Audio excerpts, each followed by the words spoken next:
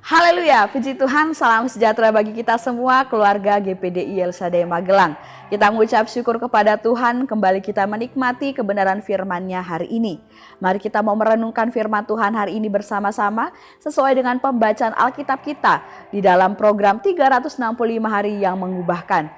Pembacaan Alkitab kita hari ini terdapat di dalam kitab 2 Yohanes 1 dan kita membaca ayat yang ke-12. Sekali lagi 2 Yohanes 1 ayat 12. Demikian firman Tuhan.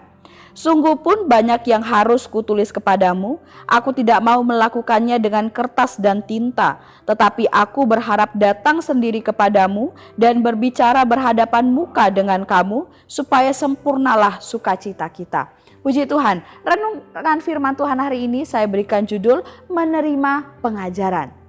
Mari kita akan belajar kebenaran firman Tuhan bersama-sama, tentunya dengan menggunakan OIA. Kita akan terima berkat, pesan, dan nasihat firman Tuhan dari renungan 79 kita hari ini.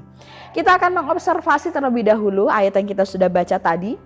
Di sini ada beberapa catatan, tafsiran yang meyakini bahwa penulis dari surat ini adalah Rasul Yohanes itu sendiri. Surat ini ditulis karena pada saat itu terdapat beberapa masalah sekaligus. Salah satu masalahnya adalah seperti jemaat Kristen lainnya, yaitu adanya guru-guru palsu yang menggiring banyak orang ke jalan yang sesat. Bahkan menggiring orang-orang yang sudah percaya kepada Kristus atau seorang Kristen untuk menggiring mereka kepada penyesatan. Nah, para guru palsu beserta pengikutnya ini menolak ajaran para rasul yang menanamkan bahwa Yesus Kristus adalah benar-benar Allah, benar-benar juru selamat, dan juga dia datang ke dalam dunia sebagai manusia. Banyak orang yang sulit untuk mempercayai bahwa anak Allah yaitu Yesus menjadi manusia di antara manusia dalam tubuh manusia juga. Oleh sebab itu banyak orang yang menentangnya. Tetapi itulah ajaran yang sebenarnya. Ya, Tuhan Yesus datang ke dalam dunia, tinggal di tengah-tengah manusia dalam tubuh manusia juga. Tapi dia adalah Allah. Dia juga adalah Tuhan. Dia satu-satunya juru selamat dan sumber keselamatan. Nah, oleh sebab itu salah satu isi dari surat ini, khususnya di pasal ini, itu ada berisikan sebuah imbauan, anjuran, dan dorongan untuk tetap tinggal di dalam ajaran Kristus, untuk tetap tinggal di dalam ajaran Injil yang sudah disampaikan oleh rasul-rasul sebelumnya. Nah, hal inilah yang mendasari keinginan dan kerinduan dari penulis surat ini, yang di dalam ayat 12 tadi dia berkata, sungguh pun banyak yang harus kutulis kepadamu. Aku tidak mau melakukannya dengan kertas dan tinta, tetapi aku berharap datang sendiri kepadamu dan berbicara berhadapan muka dengan kamu. Nah, interpretasi ya dari ayat 12 yang tadi kita sudah disebutkan bersama-sama, kerinduan dari si penulis ini untuk dapat datang sendiri dan datang langsung berbicara dengan berhadapan muka, itu dapat kita simpulkan sebagai suatu tindakan yang yaitu memberi pengajaran secara langsung. Nah, jadi tidak hanya melalui kertas dan tinta atau surat saja, tetapi harus dengan penyampaian secara langsung. Harus bertemu, bertatap muka dengan orangnya, antara si penyampai dengan orang yang ingin disampaikan. Kemudian harus mendengar langsung dari orang yang menyampaikan. Nah, ini yang kita bisa ambil dari ayat 12 ini. Nah, di sini kita dapat mengambil satu hal yang penting jika kita kaitkan dengan hal sebelumnya, yaitu pengajaran secara langsung. Di sini kita dapat menyimpulkan bagaimana dalam kehidupan kekristenan kita ada satu hal yang penting yang harus kita terapkan dalam kehidupan kita, yaitu harus mau menerima pengajaran.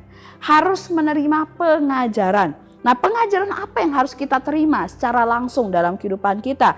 Yaitu tentunya segala sesuatu yang murni, yang benar-benar berasal dari firman Tuhan, sesuai dengan Injil, sesuai dengan Alkitab, yaitu segala sesuatu yang mengenai, yang pertama, ajaran sesat yang harus dijauhi. Ya, itu pengajaran yang kita juga harus terima dalam kehidupan kita. Dan juga segala sesuatu yang berasal dari firman Tuhan, yaitu pengertian atau pemahaman tentang antikris, tentang guru-guru palsu, tentang mujizat palsu, atau tentang doktrin Kristen yang tepat dan benar. Nah, doktrin ini adalah ajaran tentang asas suatu aliran keagamaan yang dapat digunakan untuk sumber hukum dan bahan pertimbangan. Nah, dari kelima hal ini, itulah pengajaran firman Tuhan yang harus kita terima dalam kehidupan kita. Pengajaran firman Tuhan tentang ajaran sesat, pengajaran firman Tuhan tentang antikris, tentang guru palsu, mujizat palsu, dan juga doktrin-doktrin itulah yang harus kita terima di dalam kehidupan kita, terlebih khusus sebagai seorang Kristen atau pengikut Kristus. Semua hal-hal ini harus dan wajib untuk kita pelajari, dan kita pun harus bersedia untuk menerimanya, menerima pengajaran-pengajaran itu secara langsung dari orang-orang yang Tuhan pakai untuk mengajarinya kepada kita. Kita tidak bisa hanya mau mendengarkan khotbah atau renungan firman Tuhan seperti yang biasa dibawakan di dalam ibadah-ibadah raya saja, atau di dalam renungan 79 saja, atau di dalam grow yang ada, atau di komsel saja.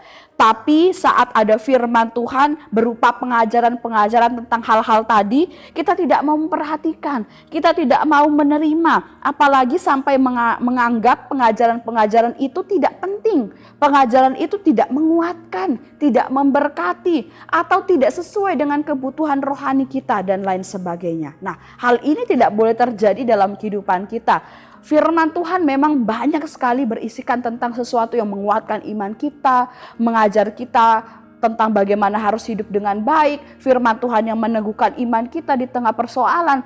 Tapi firman Tuhan juga berisikan pengajaran-pengajaran, ya, dan kita pun harus mau menerimanya itu dalam kehidupan kita, karena itu pun adalah bagian dari firman Tuhan. Jadi kita tidak boleh pilih-pilih firman Tuhan. Pengajaran akan hal-hal sesat atau tentang doktrin-doktrin atau tentang dasar-dasar Kristen itu pun juga harus kita terima di dalam kehidupan kita. Pengajaran-pengajaran yang sangat penting dan wajib untuk kita miliki sebagai seorang Kristen yang taat.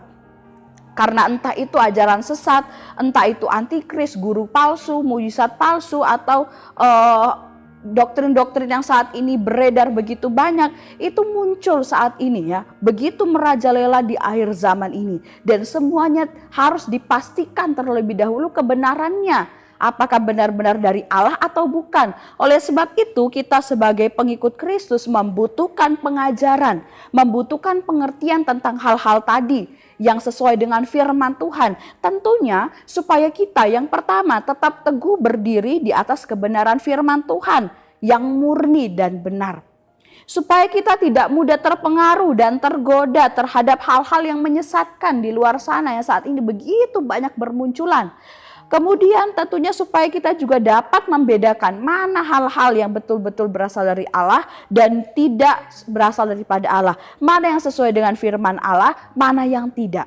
Nah, oleh sebab itu kita perlu pengajaran-pengajaran ini. Kita harus menerimanya di dalam kehidupan kita. Roma 15 ayat 4, di sana firman Tuhan berkata, sebab segala sesuatu yang ditulis dahulu telah ditulis untuk menjadi pelajaran bagi kita, supaya kita teguh berpegang pada pengharapan oleh ketekunan dan penghiburan dari Roh Suci. Kita perlu, ya, pengajaran-pengajaran ini menjadi pelajaran bagi kita, pedoman bagi kita, supaya kita teguh berpegang kepada pengharapan, ya, dari kitab suci, yaitu firman Tuhan, yang bagaimana firman Tuhan ini begitu banyak memberikan pengajaran dan juga renungan-renungan dan juga pedoman-pedoman yang luar biasa. Dan kita perlu, ya, kemudian harus menerima setiap ajaran firman Tuhan itu bagi kehidupan kita. Nah, aplikasinya, mari kita mau belajar firman Tuhan lebih lagi. Mau menerima, mau memperhatikan dan memahami setiap pengajaran-pengajaran firman Tuhan. Khususnya tentang hal-hal tadi yang kita sudah dengarkan. Bagaimana ada ajaran sesat, ada antikristus, guru-guru palsu dan sebagainya. Kita harus mau menerima semua pengajaran-pengajaran itu. Terlebih khusus dari hamba-hamba Tuhan yang langsung datang kepada kita menyampaikan, baik itu gembala kita atau hamba-hamba Tuhan yang juga sama gereja dengan kita, yang kemudian punya doktrin yang sama dengan kita, ya, kita juga harus menerima pengajaran-pengajaran dari mereka, karena itu sangat penting bagi kita semuanya. Tentunya kita juga perlu hikmat Roh Kudus untuk dapat memahami dan juga dapat mengerti sesuai dengan kehendak Tuhan. Puji Tuhan, Tuhan Yesus memberkati kita semuanya melalui renungan firman Tuhan ini. Biarlah renungan firman Tuhan ini menjadi nasihat, berkat, dan pedoman bagi kita semuanya. Terima kasih bagi Bapak Ibu yang telah mengikuti renungan 79. Bapak Ibu saudara-saudari yang ingin didoakan untuk pokok doa tertentu atau ingin menceritakan kesaksian, baik mujizat kesembuhan, pemulihan masalah keluarga dan lain-lain, dapat disalurkan melalui chat WhatsApp di nomor 0813 2742 0088. Mari kita akan mengakhiri renungan ini dengan kita berdoa. Segala puji syukur hanya bagimu Tuhan, kami mengucap syukur buat kebenaran firman Tuhan yang kami nikmati hari ini. Firman-Mu yang mengajarkan kami untuk kami mau menerima setiap pengajaran firman Tuhan yang murni, yang benar-benar berasal daripada Tuhan. Kami mau terima kebenaran firman-Mu itu sebagai sesuatu yang menopang kehidupan kami, yang menuntun kami supaya kami selalu hidup di dalam kebenaran-Mu. Tuhan memberkati setiap jemaat Tuhan yang ada di GPD Sade Magelang. Biarlah hidup kami semakin hari semakin setia melayani Tuhan dan semakin cinta akan Tuhan. Kiranya keluarga GPD Sade Magelang tidak khawatir akan hari besok, karena hari besok mempunyai kesusahannya sendiri. Kesusahan sehari cukuplah untuk sehari. Terima kasih Tuhan, kami mau terima firman-Mu dengan penuh ucapan syukur dan sukacita dalam nama Yesus. Haleluya. Amin.